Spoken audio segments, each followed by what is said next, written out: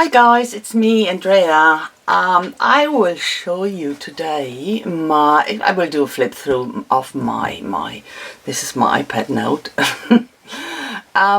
My December, we are in December, yeah, it's my November daily art journaling.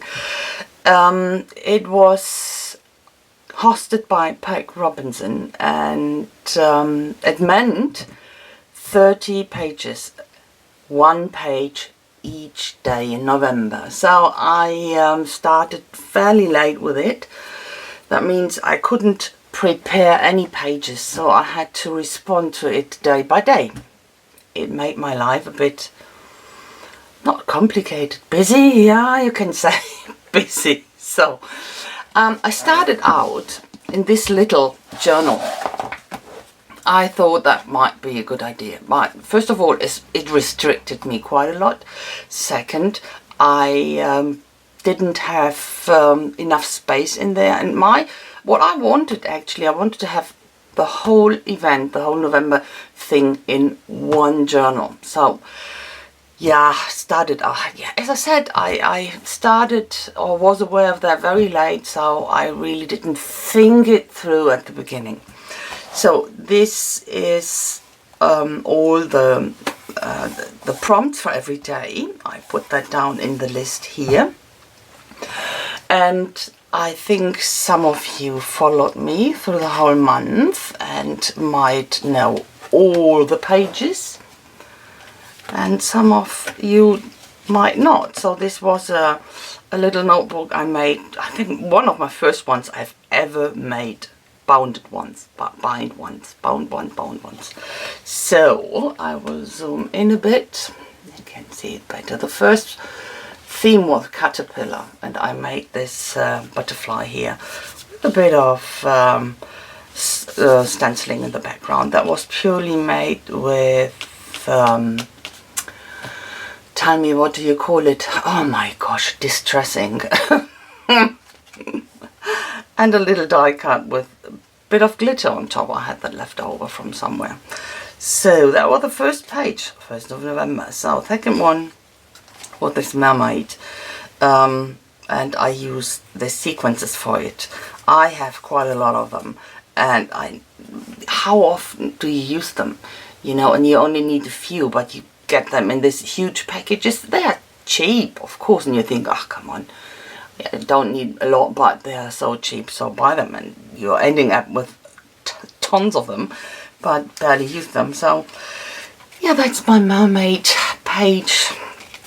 And that was furniture. You know, when I think about furniture, I think about this little guy here. It's not that I buy a lot of furniture at IKEA. I don't actually, but it's something, you know. IKEA is in Germany since 30 years, 40 years, I don't know, I can't remember. 40? Might be 40 years. They had an anniversary recently. So I grew up with them, you know. So I drew this little elk, and that's something belongs to Sweden, doesn't it? And then this typical colors, and yeah. Then the 4th of November was this ocean theme, and I used this bubbles, rising bubbles from Marine Design. I like this one. That's a stem from Marine Design, and I cut it out, and that's what I drew this little guy, and yeah, this means surprise. So I found it quite funny. So then it was hot pepper 5th, and I was really thinking, oh, what the heck should I do with hot pepper? And then I thought, oh, come on. I take this theme literally and draw down a pepper and heat. So hot pepper. That's what I did. Next one was honeycomb, and that's why I stopped, you know, because the idea I got for honeycomb wasn't really for this little notebook. So I started with this one. I haven't done something in this. I made this notebook a while ago, but I never worked in it. So that's always the problem. You're making yourself notebooks, never work in it, because you have so many others. But as I said, started then with this, and again I took this prompt and yeah, literally put up a comb and honey. This is honey dropping down here, and this what we say in German, and you have the same expression in English, the combing through the area, you know, to find something. And I find it quite funny. So, and then so the next one was Greek, and I was clueless, so it's a nothing page actually. This letter, it's the letter C, and yeah, I made it because I have this stamp I found from the owner living here in the house in the past, and he left this stamp. I think he stamped his works with it. See this stamp, but yeah, that's all what I had. And but that's something we say. Eulen nach Athen tragen means carrying owls to Athens. It means simply bringing something to an area where you have a lot anyway, so it's useless. And yeah, that was my idea behind this. And then the next one is vineyard. And when I think about vineyard, I think about wonderful grapes and wonderful wine they are making from it. And I really like red wine, and I'm very much into Italian red wine. They have some really great Tuscany wines, and I love them. So one of my favorite wines is the Tignanello. I don't know if you know Tignanello. I love it. I love that so much. It's my favorite wine actually. So, and yeah, that's what I did. I drew this glass and put some wine in it, and this grapes. Dropping the wine into it. And the background is with brushes actually. So next one is, yeah, the next one was leaves. And funny thing is, leaves could be the tree leaves, and leaves could be loose pages, you know. And that's what I was thinking about. And I had this little Albert, is a bookworm, and he is leaving the library with some leaves under his arms, you know. Leaves with some leaves. Haha. You know what I mean? Yeah, I'm trying to be funny.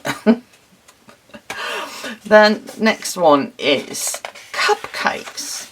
And that's what I did. I was drawn again. Okay, this little guy is a stem from, that's one of the cats and dogs stems from Tim Holtz. I drew all the other stuff, and the cupcake here.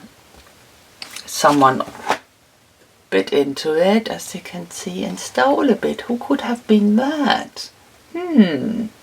Not sure. I like this little guy.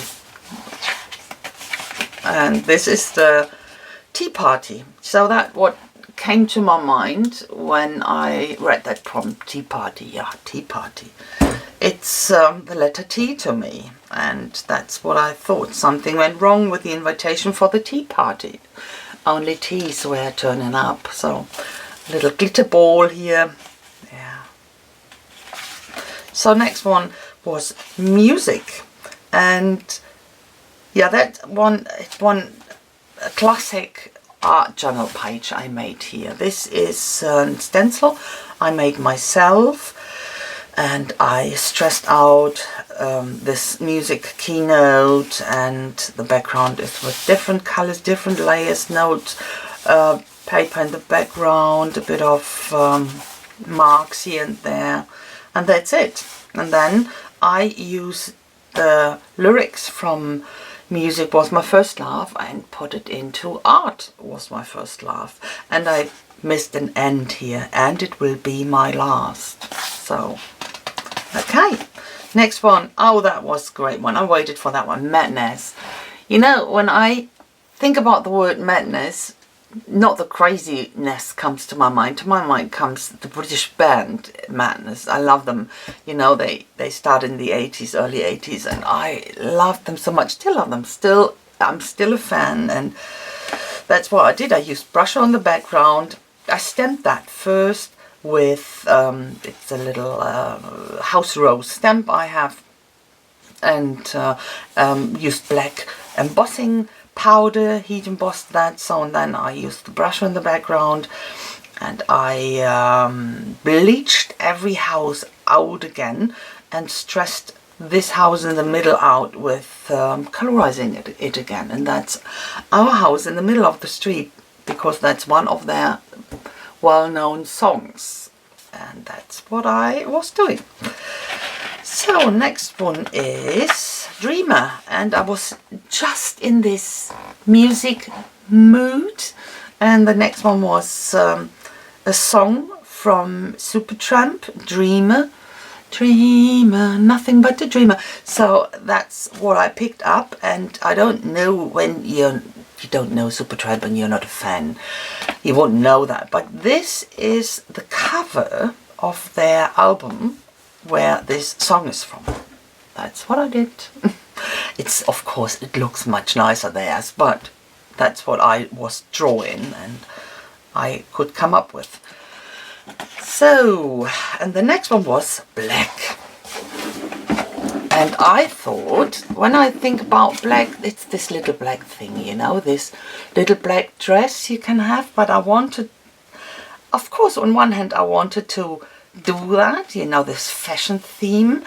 Paris, of course, and this fashion lady. On that day before, actually, I got this die cuts from my friend Lynn. She sent me some die cuts. That was one of them. And that was so perfect, you know, this very fashionable looking lady with her dog. And then I drew this sketchy tower, Eiffel Tower, and colorized her in. And then I colorized her dog black. And that's why I said, when you're going to Paris, don't forget the little black one. Okay, and then the next one was steampunk. And the good thing was, I got with a parcel of my friend with the die cuts. She sent me this new steampunk time traveler stamp and die cut sets, or die sets, from Sheena Douglas. And it arrived the day before, and it was perfect, you know.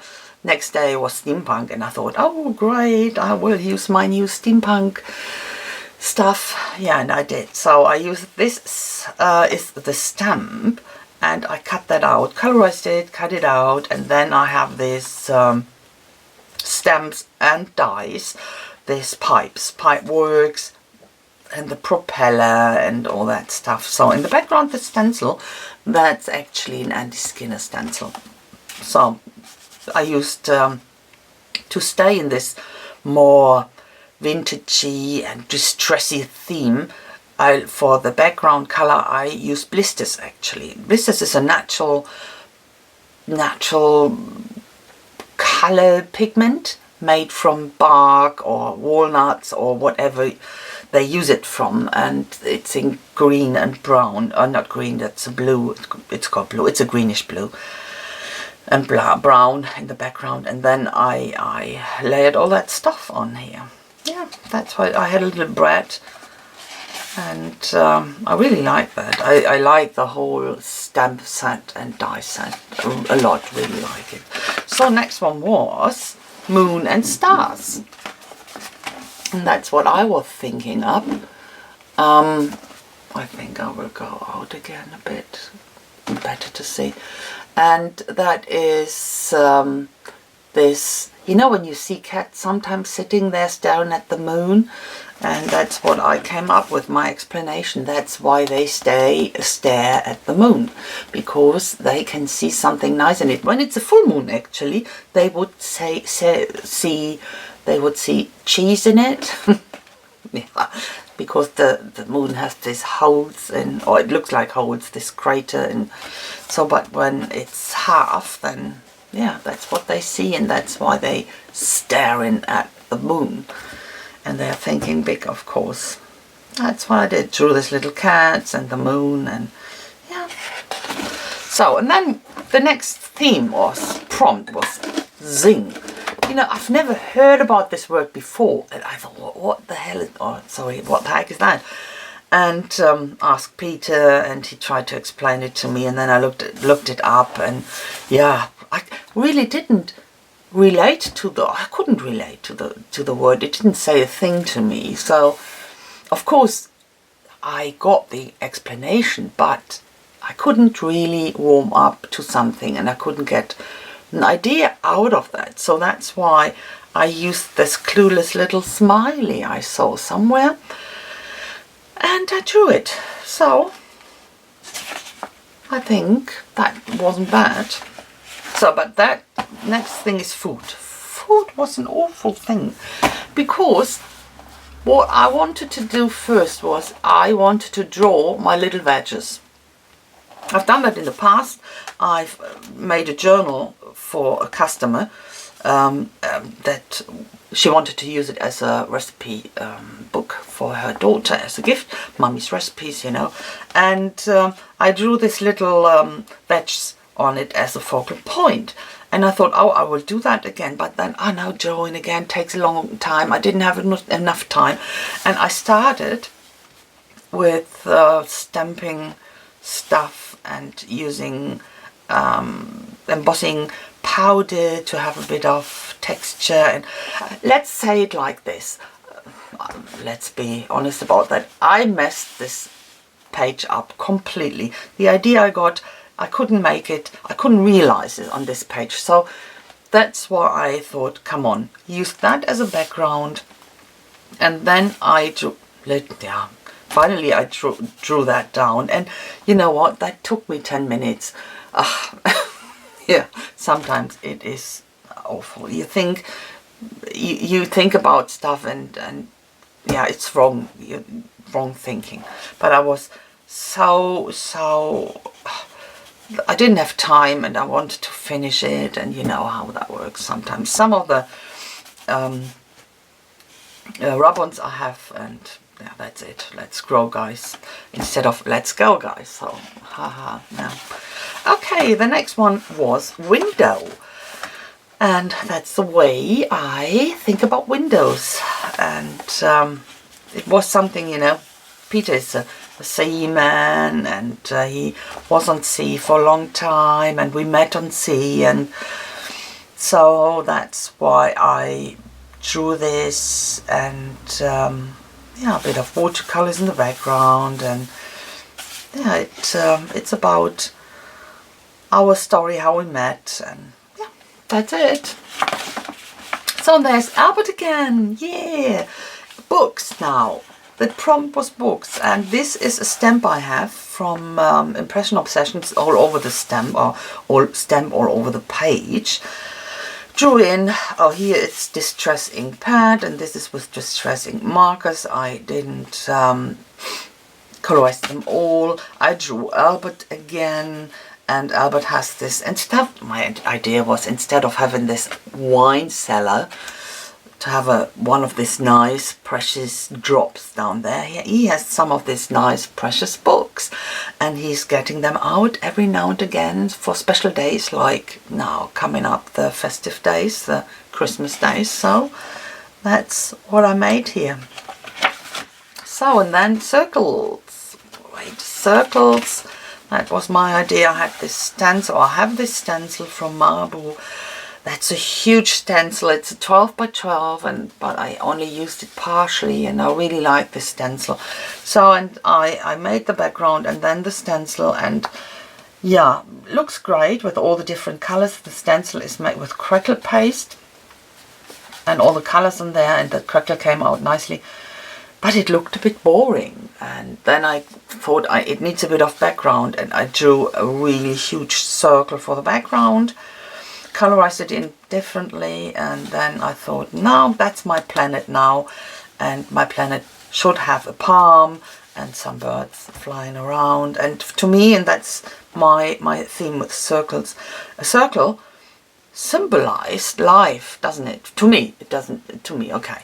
And because it has no ending and no beginning, and that's what life is, the circle of life. There is no ending and no beginning, even though we're getting born, we are dying, but life itself hasn't got an ending or a beginning. That's what I think. So that was my idea behind that. Next one is vintage, and that's a nice lady, a bit of a 20th look, hasn't it? And it was a napkin. I put this napkin down.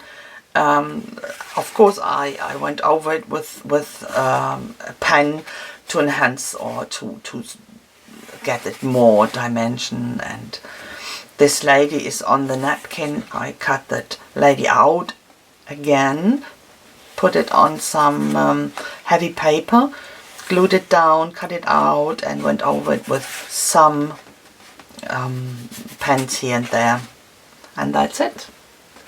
That's you can't really see that, can you? I could actually, look, it gets a bit more difficult now. The farther I go through, I will open that. What's the point? So much better now, isn't it? So, and then we are coming to boyfriend, and I missed that page because I had to go to my uncle's funeral. It took me, I left it Wednesday afternoon. I managed to make 2 pages to put this this vintage page up before on Wednesday. Then I missed the Thursday, and I was back on Friday afternoon. And that was my boyfriend page I made in later on. I had this background and leftover paint actually, and then drew a bit of a Picasso-esque face. Yeah. And what I did was, I'm not superficial. I'm really not superficial, I think, but please, no Quasimodo. Do you know what I mean? But I don't mind how people. Oh, I'm not after beauty when I meet someone, or even my husband. My husband is beautiful, but I'm not after beauty. You know what I mean? But I'm not a visual person that says, oh, I'm only want to have a beautiful person, because for me it's more important what's behind the beautiful shell, you know. And often beauty doesn't, really comes with intellect or intelligence, or not. It's not fair, but you often have only the shell, beautiful shell, and nothing behind it, because at some stage looking at something beautiful gets a bit boring when nothing else comes. So that's why. But of course, I don't want to have a Quasimodo. So yeah. So next one was pink, and that's what I did. I was drawing this little, I started to do more drawing, and I wanted always doing this nude things, and I have made already a huge canvas with that, and I thought I do that here on that page with pink. I drew this pink background. The drippage wasn't really working. It was, when you look at that, don't forget that, forget the drippage. It's all about this, it's more abstract, but a bit of black, a lot of mark making here in the background, and I call her pretty in pink. So that was the flower theme, and I used, wait, I have to get that out. There are still some loose beads. I used I don't know if you can see that, a heat gun here to draw with the heat gun out this, there's still loose stuff, out on this page of the flower. And then I went over, used mainly my dilution paints, went over it and inside of it, and that's it. A bit of shiny stuff on the raised areas, that's shiny silver wax, and that's it. Really like this one. I mean, I let them all. So the next one was abstract. And what I did was a black background, a bit of distressing here and there. And then first thing was I used a stencil. I have this stencil made by myself and took off paint through the stencil, you know, baby wipe and wipe through the stencil paint off. Next thing was to have paint through the stencil, and the next step was having gel medium through the stencil, and then I put this gold leaves on top, and when that dried I rubbed the excess off so that only the gold leaves were left on this gel medium through the stencil stuff, triangles. Yeah, I quite like that one because I like the blue and the gold. I think that goes really well together. So this is my midnight. This, you know, we say that always, midnight, the hour from midnight to 1 o'clock in the night is the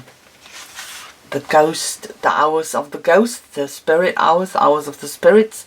That's what we call it, and that's why I drew this ghost here.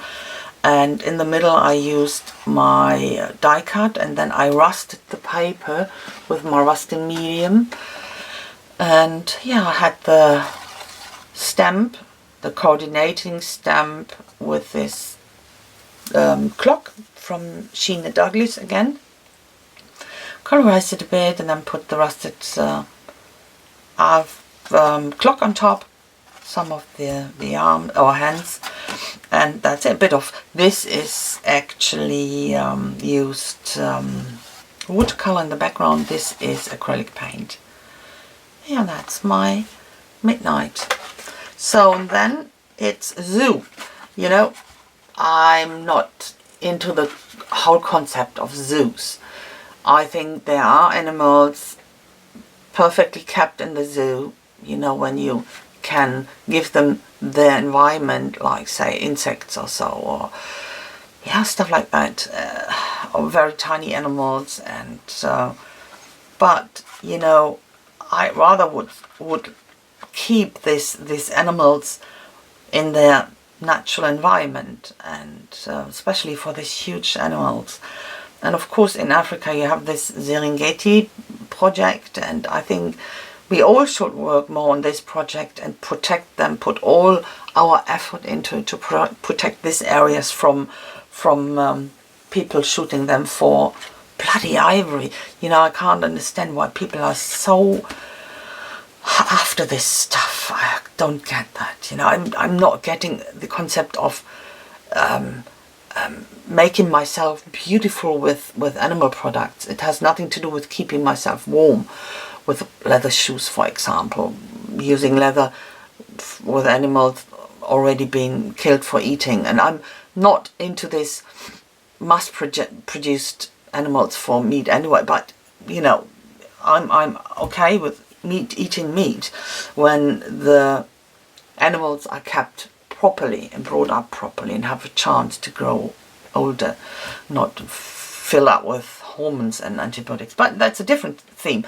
But in general, I think we shouldn't cage this animals, but of course we definitely should protect them, and we should protect them with all the power, with all the money we have. And that's for me so much better. Of course I couldn't go into the zoo and show my kids an elephant, but nowadays it's not that we can't see elephants, you know, with all the media we have, so no excuse. So leave them where they belong to me much more important. So the last one was architecture. So and that was of course something really interesting to me, because the house we're living in, I tell a bit about that when I make this page, was built by the architecture who lived in here. You know, he was one of the first one who built ready-made houses. I don't know if you have the concept in the US or in Britain. No, in Britain you're not having this ready-made houses. So the concept is that everything is pre-made. That means the walls, and as a what do you call you actually put them together afterwards. You know, they get made up in a factory and then being transported to where it gets built up. So with everything already installed, you know, with this canals for cables, for electricity and everything. So the house has a solid cellar, and on top of that there was this ready-made house where we live in. I always call it a cardboard house, because wherever you bang on walls, even outside walls, it doesn't matter, you can hear that. Can you hear that? That sounds like cardboard, and it's no solid wall, nowhere. Has the advantage of I can bang a nail into the wall easily, I can hang pictures easily, but as soon as I want to hang something really heavy, I have to do it in the ceiling, or where the edge, you know, where the ceiling and the wall meets, because there are solid wooden layers where I could do that. So yeah, it's a bit difficult, but yeah, it's not bad. So, and what I wanted to say, I found in the attic old blueprints from this. They're not blue here, but from this architect, from his projects, and that's really interesting. I took some, or cut it out. You can still see this. It's drawn. They drew this on type of parchment paper, and it's all drawn by hand. It's fascinating, really. And then I cut this one plant thing out here, the bathroom, and glued it on top of this. And yeah, you can have a look if you haven't seen that. You can have a look at that in all my November Daily Art Journal videos I put up. So that's the last page, and at the end, when I finished, I was quite pleased with it. When I started, I was scared by my own, yeah, I don't know, but it scared me a lot. And somehow in the middle I thought, oh, I can't go on with that. I can't really go on with that. But then at the end, I was really proud of myself that I finished all that pages, apart from, okay, I finished it, but I didn't show it. Finished all the pages, and I went through it. It's something really, yeah, when you look at it afterwards, you're really proud of yourself. So yeah, that's it. So I thank you a lot for watching, guys. I hope I didn't bore you with my little stories here, but I promised flip through. Some people asked me for that, and yeah, I had a lot of fun doing that. I don't know if I will ever do that again. We will see next year, but yeah, I really enjoyed it. So I thank you a lot for watching, guys, and I hope I will see you soon with my next project. Have a fantastic time, guys. Bye bye.